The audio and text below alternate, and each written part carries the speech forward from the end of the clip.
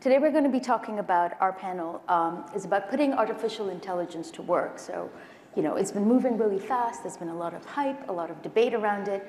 But the one thing that is not debatable, or is pretty, everyone's pretty sure about, is the successful implementation of AI for long-term success.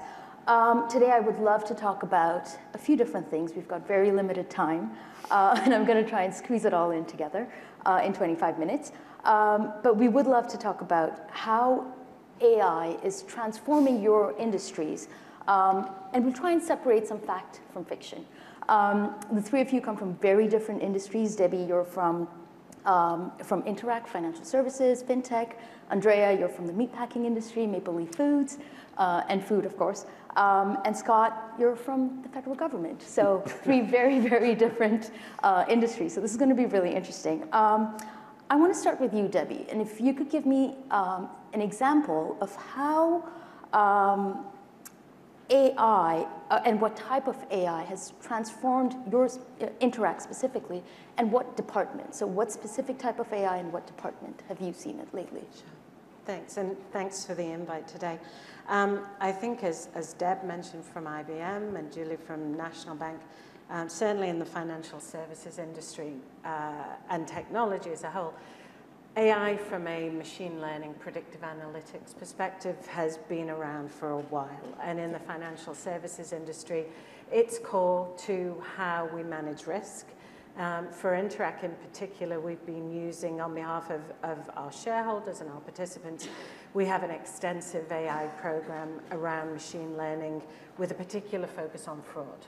Right, so our business is payments and secure transactions, and fraud is a particular arena that we pay a lot of attention to. So we do that through some predictive analytics, some machine learning capabilities, and as I say, we've been doing that for a while. And when we think about that from a productivity perspective, I'd say it's not just actually a productivity perspective.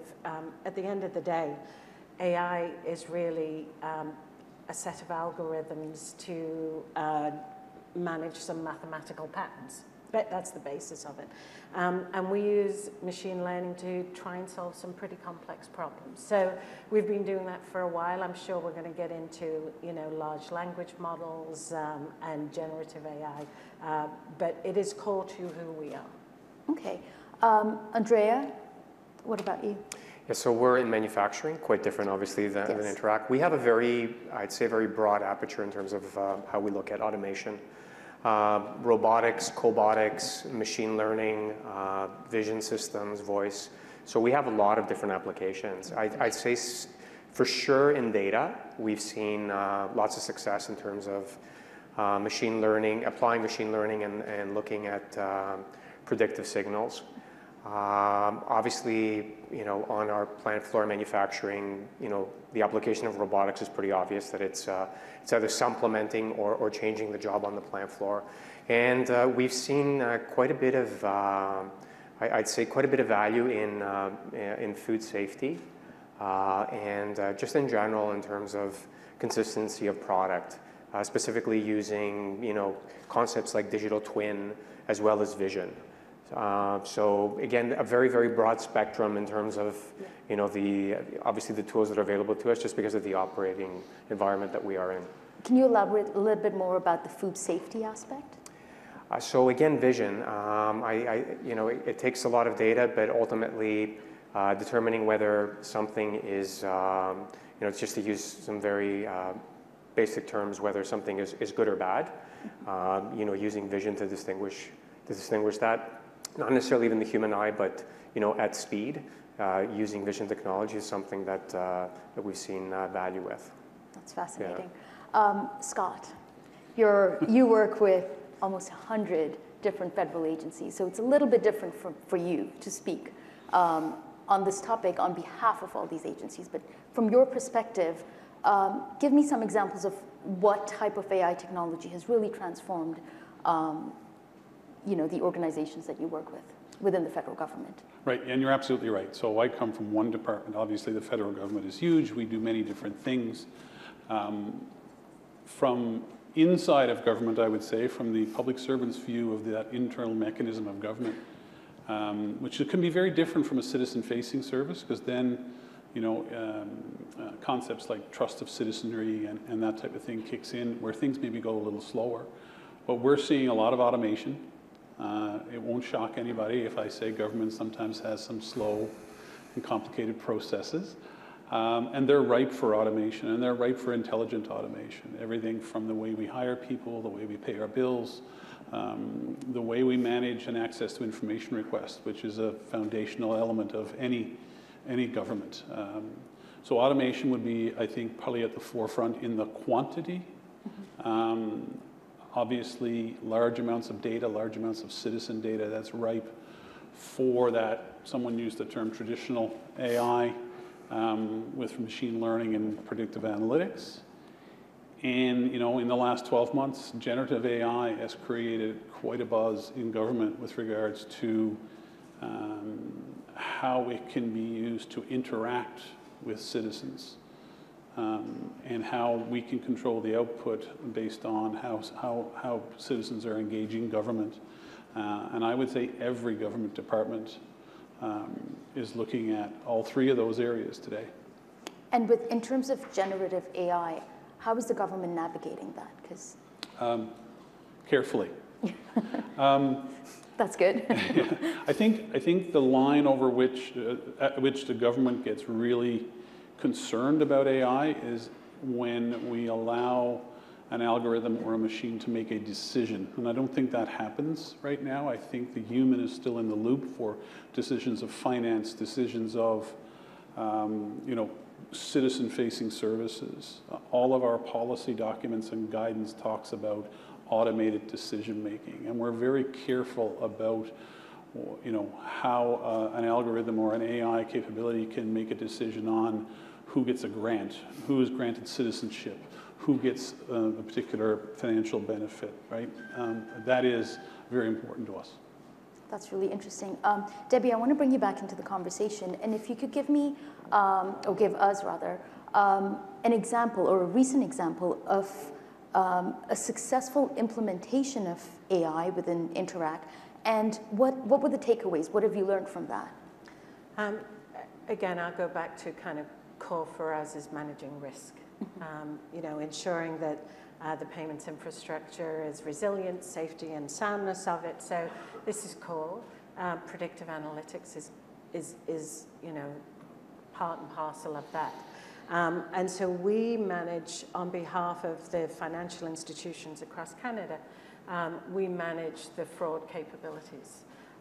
And as a result of some of the tools that we use and the work that we do with our participants, with the financial institutions, I can say that our predictive analytics around fraud is some of the best in the world. So we've been able to maintain, and this is public data, so we've been able to maintain those very low levels of fraud as a result of using some of that technology and the capabilities. But this is an ongoing process, right? It's never kind of done. And those new models, whether it's kind of natural language, large language models, and also the machine learning, predictive analytics, this is just going to enhance the way we continue to provide those services. Okay. Andrea, on the manufacturing side, what are your biggest takeaways in the way you've implemented? Yeah, it's a very non-traditional project is the best way I can describe it. I come from a world where traditional waterfall, doing system integration testing, user acceptance testing, performance testing. So there was a methodology, and when you get into technologies like vision and voice, it really becomes very non-traditional. So the environment in itself plays a factor. I operate in an environment where we have sanitation practices, so the camera will get misty. So I think the lesson here is really you need to really kind of roll with the punches, and really be. I think there needs to be just a general acceptance that things are not linear. Is one thing I would say. The other thing is patience, meaning Voice would be a really good example. I think probably vision as well, where we looked at technology 2-3 years ago and it wasn't there. But I think it's just about being persistent. You don't want to necessarily chase the shiny thing, but you do need to be persistent because things are changing. We talked about Gen AI. We feel, and there was a comment made actually at the outset, that ultimately it's going to be really exciting when all these technologies kind of come together. Mm-hmm. And we're seeing on the surface a lot of promise of layering Gen AI on ML and other things. So very kind of long-winded answer, but it really does come down to patience and just your ability to really kind of persevere and, you know, and just kind of adjust the way you do things. It would be my biggest takeaway. Fair enough. Yeah. Scott, you come from a more traditional side, industry, I would say, as opposed to Andrea, who's is not traditional. Do you agree with what he said? Does that apply to you as well? Absolutely, it applies. I mean, it's at the end of the day, sometimes the reaction to some of this is still a people reaction. And whether they work in government or whether they work in industry and whatever job they do. And I think there's a bit of a trepidation for folks who see the hype, hear the hype around some of the AI and automation and ask themselves, is this going to affect my job? And, you know, when I said earlier, automation and intelligent automation is probably one of the low-hanging fruit for government. Even that, and I'll give you an example, many departments, including my own, have automated the way we respond. Just the example I gave earlier, the access to information. So from a citizen's point of view, they can ask the government anything, and they can ask for certain pieces of data. That generates a flurry of activity inside government. Sometimes hundreds of people search thousands of sources to find all the information because it's our obligation to answer the question in its entirety. That's an easily automated process. And it's a process that, I'm not giving away state secrets here, most government employees don't like doing because it takes time away. I've got to go down tools and look for something. That brought a conversation to the forefront with regards to, well, if I'm not doing that, if that's 10% of my day or 20% of my day, am I going to be replaced? Is that ultimately going to replace me? And I think, again, government is treading very carefully there. We look to industry partners who are often ahead of us in the adoption of some of these technologies. And we need to have that dialogue because often, you know, folks like my fellow panelists here will face those challenges before we do. That's very interesting. Okay, I want to move on to the part of the panel where we said we'd talk about separating AI fact from fiction. We'll try and do it sort of like a rapid fire, but not really like a rapid fire, where I'd like to say a sentence, and if the three of you could tell me whether it's fact or fiction and apply it to your industry. The first one is kind of obvious. We've all kind of, you know, heard about it, thought about it, talked about it. AI will replace human jobs completely, fact or fiction? And I have a feeling I know what you're going to say. Debbie, do you want to go first? Fiction, for now. I think in the long haul we don't know. But I'd say fiction for now. What it is doing is, we heard earlier about productivity and about increased value, but I think there's also an angle of creativity that we're really starting to appreciate, especially when you layer on the various different capabilities. So I think the roles will change, but I don't think for now that it's actually about eliminating jobs. Okay, Andrea? I think it's fiction forever, to be honest, like in my view, but what do I know? I think for sure it will complement roles. You know, it'll be a co-pilot to roles, if you want to use the terminology. It will potentially eliminate some roles, but change the job likely, is more my thought. But I can't imagine, especially in terms of what I do, you know, in terms of meat processing, it's difficult as we think through lots to the jobs, especially on the plant floor. It's hard to imagine that it could totally change everything with robots. Okay, fair enough. Scott, we've got one saying fact for now, one saying fiction forever. Well, sorry, one saying fiction for now, one saying fiction forever. What's your take? Yeah, certainly fiction. For now or forever? I'm going to be in the for now camp. Okay. You said, will jobs be replaced? Job functions will certainly be replaced. Mm-hmm. Will humans be replaced? Well, I think those tasks or the people who do them that are unable to adapt or refuse to adapt, I think will change drastically, right?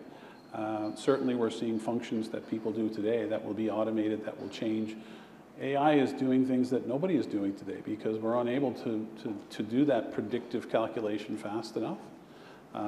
Like any revolutionary advancement in technology, I think the industry will adapt and that different roles and jobs will appear. Okay. AI is diverse and specialized, fact or fiction? Who wants to go first? Scott? Could you repeat that question? AI is diverse and specialized. Is that fact or fiction? I think very fact. I think someone described to me recently where we are with artificial intelligence today is where we were with the internet in 1985. And if you think about how far we've come with that technology in the last, 35 years or so, where will we be with AI in 30 years? I think we're seeing very creative uses and applications of this that even 2 months ago we didn't, or at least I didn't dream of. And some pretty fantastical capabilities are coming out of this technology. So very diverse, for sure. Okay, Andreas? So I would agree. I think specialized in the sense that certain types of AI currently where we are on the spectrum are just very, very specific to use cases. But diverse in the sense that it really, I love the internet thing. It's large language models. We weren't talking about these things. I wasn't, at least a year ago. And these things are taking on almost like a human-like quality. So diverse in that sense. Okay. What about you, Debbie? I think it's both.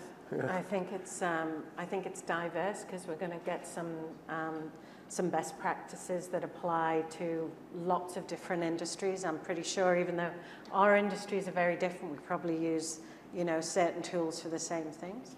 And I think it's going to get very specialized when we start to think about how we can not just solve some of the current complex problems, but maybe even think about, I mentioned creativity earlier. Certainly in my world, we're looking at how can we use some of these capabilities to create better software. So not just do it faster, but how can you create better software?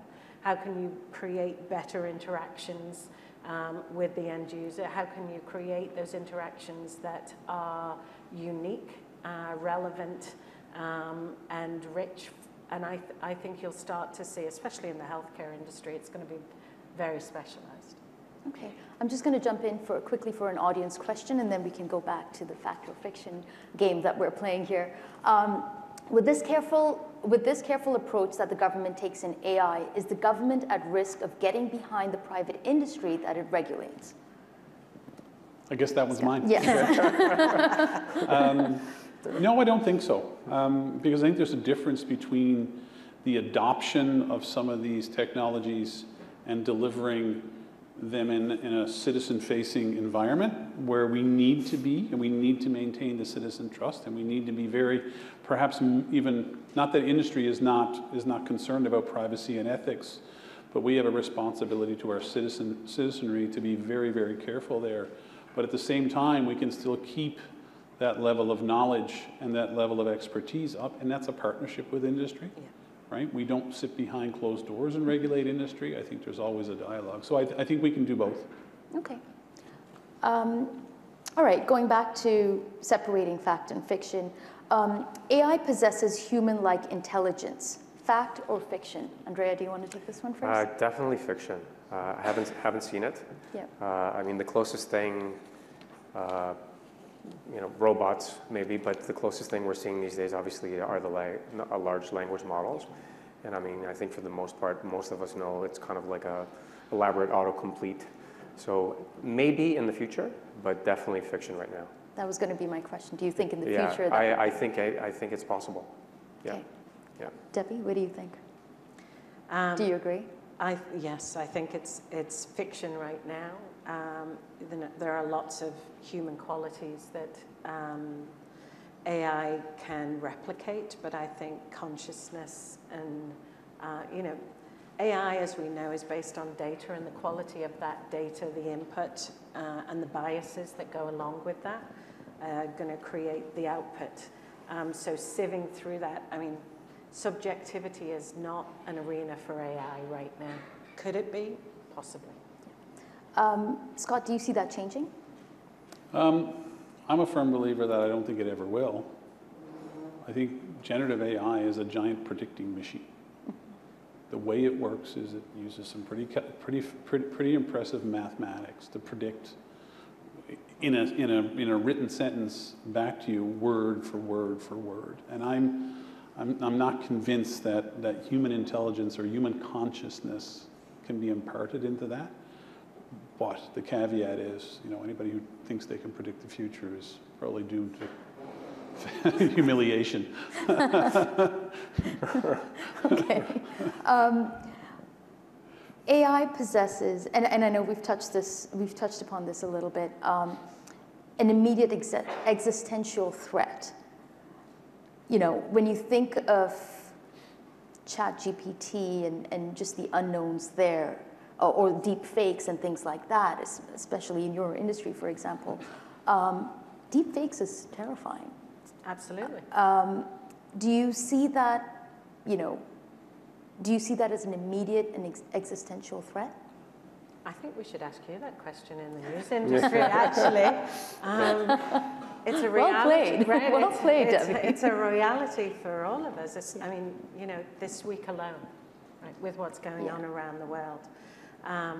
So I think the notion of, you're touching on lots of stuff there, right? Whether it's authenticity and verifiability of something, I think is going to be super important, especially as all of our industries are based on trust, right? Whether it be news, food, safety, government, financial services. So I think that's going to be that's a huge challenge for all of us. It's definitely one. It's also tied into the audience question around the role of the government, right? So this is going to be tied into regulation. It's going to be tied into policies, and I completely agree with Scott. This has got to be a collaboration across the public and private sector.